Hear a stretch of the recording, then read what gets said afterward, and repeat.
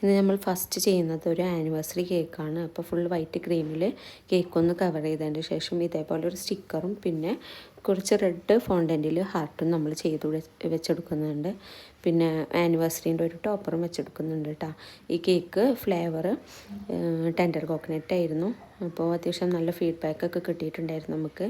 എൻ്റെ ഫ്രണ്ടിൻ്റെ അനിയത്തിൻ്റെ ആനിവേഴ്സറി ആയിരുന്നു കേട്ടോ. പിന്നെ നമ്മൾ ചെയ്യുന്നത് ഒരു ബെൻഡോ കേക്കാണ് കേട്ടോ.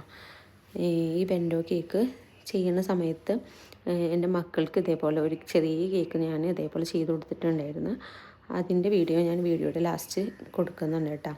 അപ്പോൾ ഇതിൽ ഇതേപോലെ ഒരു ക്രീം കൊണ്ട് തന്നെ ഇങ്ങനെ ചെയ്യുന്നുണ്ട്.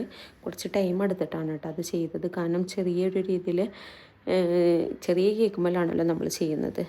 പിന്നെ കുറച്ച് ഫ്ലവേഴ്സും അതിൽ വരയ്ക്കാനുണ്ടായിരുന്നു. ഇതാണ് ഫൈനൽ ലുക്ക്.